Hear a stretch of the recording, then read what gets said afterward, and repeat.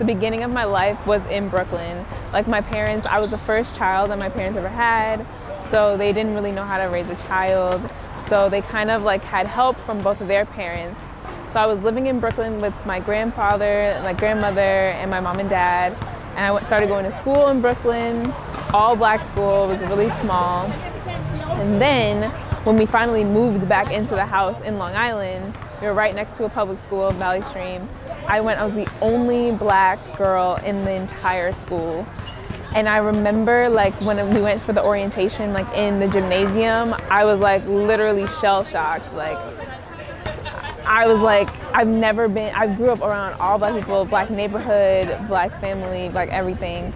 And now I was the only person that looked like me. There was this one black boy there who was adopted by a white family.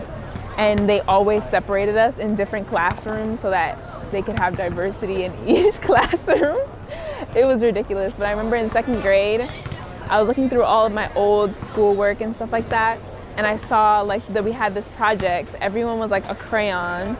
And you would just color in the crayon your favorite color and you write, I am different because, and I literally wrote on my crayon, I am different because I'm black. And that's just literally what it was. Like I remember when I would be around, like in the playground, like everyone would just touch my hair, ask me all these questions, all sorts of things. And like even the little mannerisms that I picked up as being like a black child raised by like black women was always so funny to them. Like the way I walked was like a thing. Like people were like, why do you walk with your butt out? And I said, that is not, like I'm 7 and I don't understand what's happening.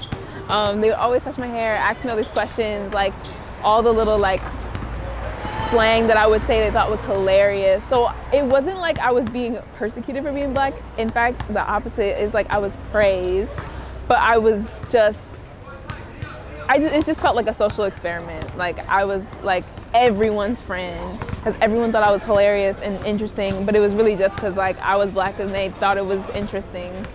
But that is how I grew up until like a couple of years later, more black kids like started to come to the school.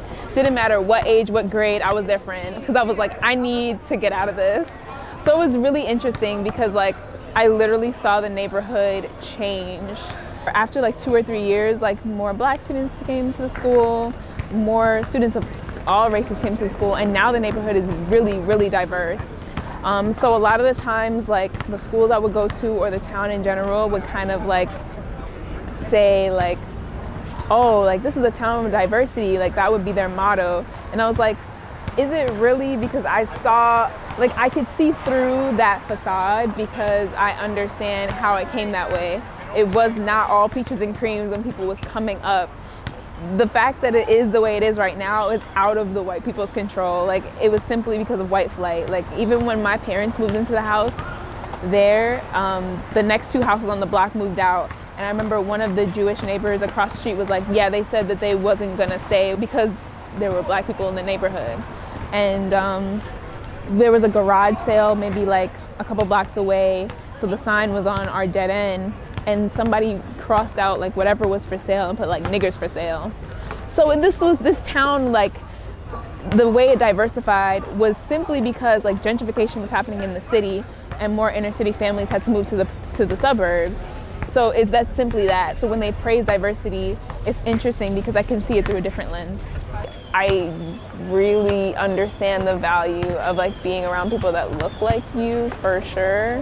And I think it's because of that situation. It's not like something I could just have taken for granted because I didn't have that for years, like until like maybe like a 5th grader, you know, came into school that was black. And even though I was in 2nd grade, like there was still plenty to talk about between the 5th grader and the 2nd grader if they're the only black kids in the school. So that, like the value of that still rings true today.